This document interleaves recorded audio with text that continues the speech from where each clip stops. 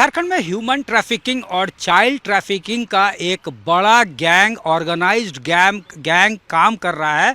ये लगातार जो है वो सरफेस पे आ रहा है। अंश अंशिका की बरामदगी, उसके बाद 12 बच्चों की बरामदगी रांची पुलिस के द्वारा, फिर कन्हैया जो 61 दिनों से लापता था उसको पुलिस रिकवर करती है। तो जाहिर तौर पे ये अब सतह पे आ गया है कि एक ऑर्गेनाइज्ड गैंग इस दिशा में काम कर रही है।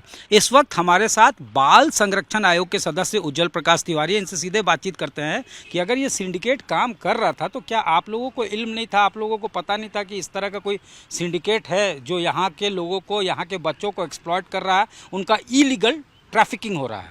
देखिए, पहले भी 2023 में जब हम लोग बने थे उसके बाद गुलगुलिया गैंग के खिलाफ बड़ी कार्रवाई किए थे, जिसमें कि जितने भी गुलगुलिया लोग रांची शहर में आपको दिखते होंगे साल भर नहीं दिखे थे। उसके बाद ये लोग फिक्सेश नहीं रहते हैं, ये आज एक यहाँ रहेंगे तो कल रामगढ़ में चल जाएंगे, रामगढ़ की टीम यहाँ आ जाती है।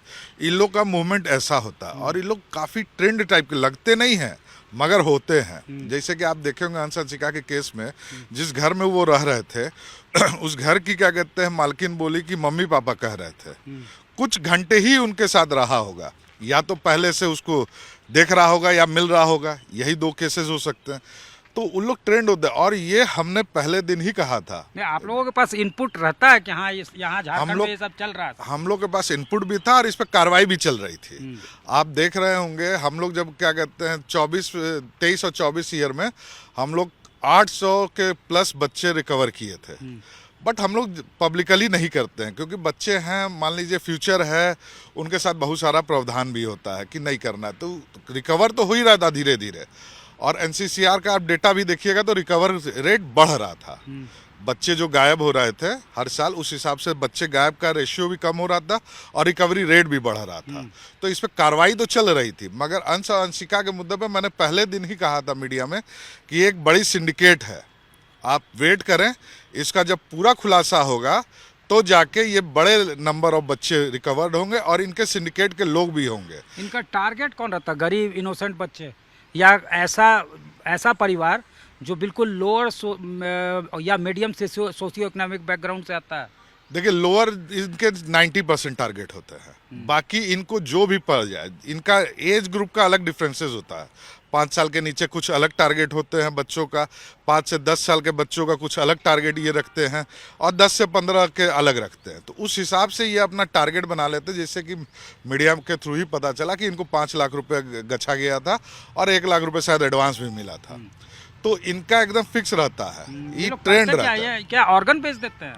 5 के नीचे बच्चों को, जहाँ तक हम लोग को जानकारी है या जो क्लेम कर सकते, कहना तो नहीं सकते, ऑर्गन देखते हैं। उसके 5 से ऊपर वाले को क्या कहते हैं, वो चाइल्ड लेबर में यूज़ करते हैं, चाहे भिखारी बना के, चाहे डिफरेंट तरीके से होटल्स वगैरह में। जैसे आपने बताया अभी कि जो बच्चा पकड़ाया कोडरमा से, वो काम कर रहा था। कल मैं देखा कि वो एक मछली वाले के यहाँ काम कर रहा था।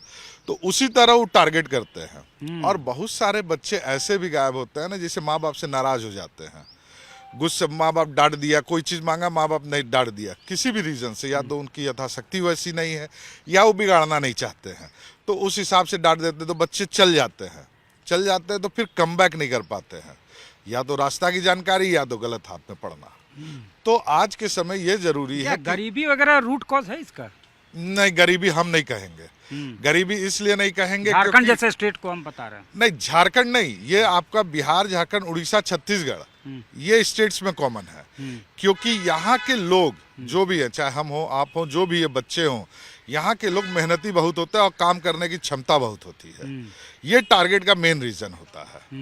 ये रीज़न नहीं कि गरीबी, हाँ ये होता है कि जो लोग बस्ती में रहते हैं वो इजीली एक्सेस हो जाते हैं, वहाँ पे रेंट कम होता है, तो गुलगुलिया वाले लोग या जो भी इस टाइप के लोग होते हैं वो रेंट पर ले लेते हैं और उसके बाद एक फ्रेंडली एटमॉस्फेयर में बच्चों के साथ घुल मिल जाते हैं, जिसके कारण क्या कहते हैं, बच्चे उनके साथ कहीं भी जाने के लिए रेडी रहते हैं या चल भी जाते हैं। बच्चे को 2-4 दिन टॉफ़ी खिला दिया तो अंकल अंकल, चाचू चाचू बोल के।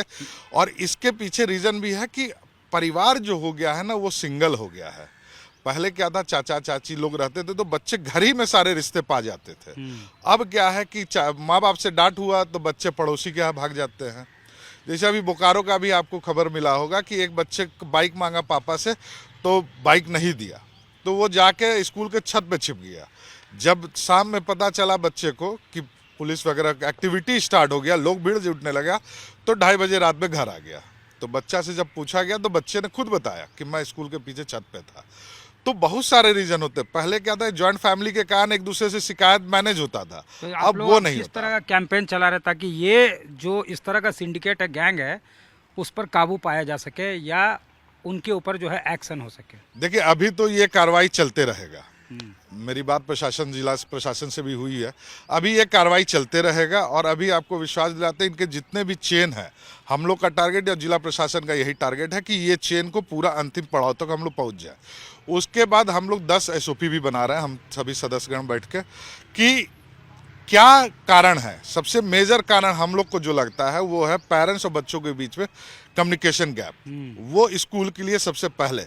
दूसरा, साइकोलॉजिस्ट रखना स्कूल में मैंडेटरी है, ठीक है। वो कंपलसरी करने के लिए हम लोग चाह रहे हैं कि वो स्कूल में रहे, क्योंकि बच्चे के दिल का बात जब तक नहीं जानिएगा और दिल का बात बाहर नहीं आएगा तब तक हल्का नहीं होता। बच्चा क्या, जवान और बूढ़ा के साथ भी होता है कि मन में बात रख के आदमी दुखी हो जाता है, तो वो जरूरी है। तो इस तरह का 10 SOP आप लोग तैयार 10 SOP बना रहे हैं और जल्द से जल्द सरकार को देंगे और इसको लागू करवाने का कार्य करेंगे। हमसे बात करने के लिए बहुत धन्यवाद। धन्यवाद। तो उज्जवल प्रकाश तिवारी, बाल संरक्षण आयोग के सदस्य, इनका साफ तौर से कहना है कि सिंडिकेट के खिलाफ तो एक्शन होगा ही, लेकिन बच्चों के सेंटिमेंट्स को भी पढ़ा जाएगा, उसको भी स्टडी किया जाएगा, और जो कम्युनिकेशन है पेरेंट्स और बच्चों के बीच, उसमें अगर कोई गैप है तो उसको कैसे ब्रिज किया जाए, इसके लिए 10 SOP तैयार किए जा रहे हैं और वो हर स्कूल में लागू करवाया जाएगा जहां बच्चे पढ़ने जाते हैं। साथ ही साथ ये मैंडेटरी होगा कि हर स्कूल साइकोलॉजिस्ट रखे। ये तमाम कदम जो है उठाए जाएंगे। कैमरामैन राकेश तिवारी के साथ सत्यजीत कुमार, रांची, आज तक।